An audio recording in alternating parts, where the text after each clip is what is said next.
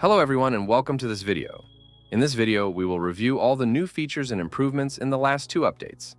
The tutorial series was recorded with version 1.4, so this video will be supplementary to the previous video. Okay, let's start with version 1.5. The first feature added in 1.5 was the distance offset. This is essentially an additive to the distance traveled parameter.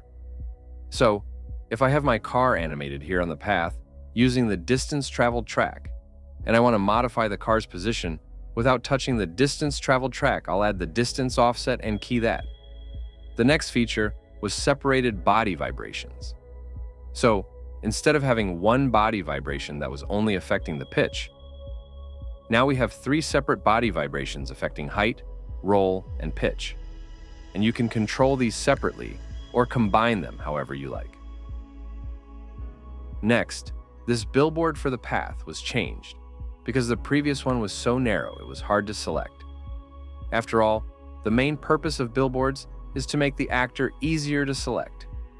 And lastly, the billboard of the car will hide if you set a mesh for the body, so it doesn't distract you. And if you make your car invisible, it will be shown again so you can easily find your invisible car. And that's it for 1.5. It was not a big update, but the last one was so huge that it was disrespectful to all the great features if I named it 1.6, so I decided to call it version 2.0. Let's see what more it brings to the table. First, let's talk about extra rotation pivots. So previously, the car could only rotate around its center. Whether it was drifting, path navigation, or whole car rotation, it rotated around the center. Now, the car can rotate around three different pivots: front, center, and rear. For instance, if I add some drift angle, the car rotates around its front pivot just like it should. Or if I add some rear burnout with steering noise, the car will rotate around the front pivot because the rear wheels are sliding, right? And if I add some front burnout, it will rotate around the rear pivot.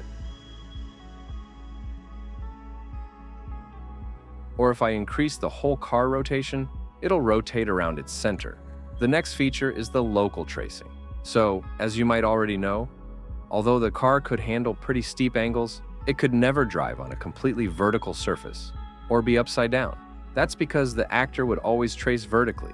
See that yellow line?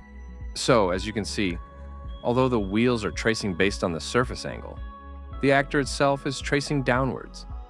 This was a safety measure to maintain the location of the car. As you can see, anything I do with the surface under the car, it'll hold the position. Let me lock the details panel and check the X and Y locations.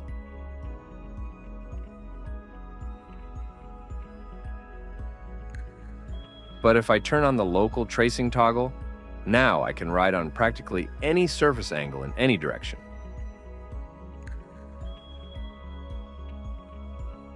Just check how beautifully it sticks to the surface. But this method has its cons. You have to make sure that the surface under the car is completely smooth and does not have any sudden changes, because the car aligns itself with the normal vector of the surface. I'm talking about the yellow trace, not the wheels. So, if I bring a noisy mesh under this yellow trace of the car between the rear wheels, you can see how crazy the car reacts. If I bring this ring into the level and move my car on it, you can see it will stick to it without any problem. So, make sure your surface is smooth if you want to use this feature. If your surface is not smooth, like if you want to drive on a facade of some building and it has some mesh details, you should provide a flat mesh under the yellow trace line and then make that mesh invisible. Moving on, now you can set the auto pitch parameter to set your car to react to acceleration and deceleration. Let's try it on this animated car on the path. As you can see, the car might be jittering in the editor when using the auto pitch in the sequencer, but don't worry, it'll be smooth when simulating and rendering. The next feature is the steering camber. By setting it, the front wheels will take an auto camber when steering. The next one is the rear steering. By setting the rear steering ratio parameter, you'll make the rear wheel steer in either direction. The next feature is that the steering noise now vibrates the steering wheel too. This is only for visuals and does not affect the wheels because it would look ugly if it did. Now, if you constrain the driver's hands to the steering wheel, it will look like they are being extremely precise in driving. The next feature is the wheel rotation rate. You already know that the wheels automatically rotate when the car's moved, right? Sometimes you want to render a still shot, and the car has perfect speed, and the motion blur on the environment is great too, but you want to change the motion blur on the wheels. That's when this parameter can be used. To rotate the wheels faster or slower without changing the speed of the car. So if I increase it, the wheels will rotate faster, and if I decrease it, the wheels will rotate slower. Next is the wheel scaling. You can scale the overall size of the wheels, and you can add some extra width to them. The next two features are resetting and randomizing the wheel rotations. If you have some text or logo on your rim or tire and want to render it straight in a shot, you can use the Reset Wheel Rotation toggle. If you toggle it on, it'll reset the wheel rotations to the imported mesh. After you toggle it on, it will not work again until you turn it off and on again. This is to prevent it from constantly resetting the rotation and locking the wheels when it's keyed in the sequencer. The other toggle is similar, but it will randomize the wheel rotations to prevent the repetition on the wheels. Keying these two parameters in the sequencer should look something like this. We're done with the new features. Now let's take a look at some improvements. So, as you might have already noticed, now the main pivot of the rig is on its rear axle instead of the center. This was done for better path navigation.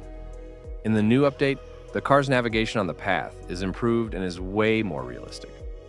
As you can see, the front of the car goes a bit further from the path, and the car averages between 2 points instead of being driven on 1 point. Let's quickly check it. Do you see this yellow trace line is not exactly on the path? That's because it is averaging between the 2 points. As a result, when the distance traveled parameter is set to 0, the car is not exactly at the beginning of the path. So, this will be a problem in case you want to switch between two paths, because for a seamless transition between two paths, you need to jump from the end of the previous path to the start of the next path.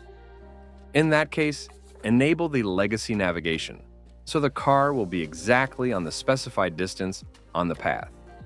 This legacy navigation is still better than the previous version, because the rotation centers on the back, but when it's off, it's even better. So I recommend keeping it off unless you need to switch between paths. Also, do you remember I said the whole car rotation rotates the car around the center pivot? Well, there is an exception. If the car is attached to a path, changing the whole car rotation will rotate the car around its rear pivot. Because when reversing on a path, the car still needs to rotate around its rear pivot. As you can see, this reverse feels natural and realistic. The next improvement is with the wheel rotations, because now each wheel rotates independently based on its movement instead of the movement of the whole car. So, for instance, when the car is driving on a curve, the wheels inside the curve will rotate slower, and the wheels outside the curve will rotate faster because they cover different distances. Or, if I rotate a car, you can see how each wheel is rotating individually. But there is an exception. When you add drift to a car, the rear wheels should rotate slower, right? Because they are tilted and not aligned with the overall movement of the car. But since when drifting the rear wheels are sliding, I have added some extra speed to the rear wheels so you don't have to add extra rear burnout. The next fix is with burnouts. In the previous versions, wheel rotations caused by burnouts were dependent on the editor or render FPS. But now, it is independent from the FPS, and whatever you see in the editor is whatever it'll be rendered. We had some improvements with the path spline as well. You have already seen these arcs. These are to show the rotation of each spline point because it matters now. Now each spline point will trace down in its downward direction instead of the world Z. And also, when it hits any surface, it'll take the normal of that surface. Let's see. So why is that important at all? Well, because now we have local tracing. I'll bring a ring and try to roughly shape my spline from the side view.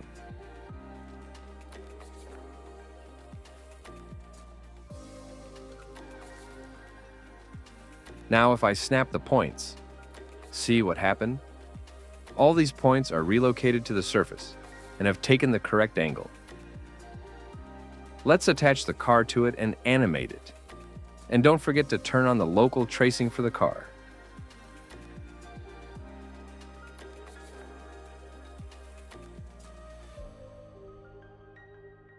And that's it, guys.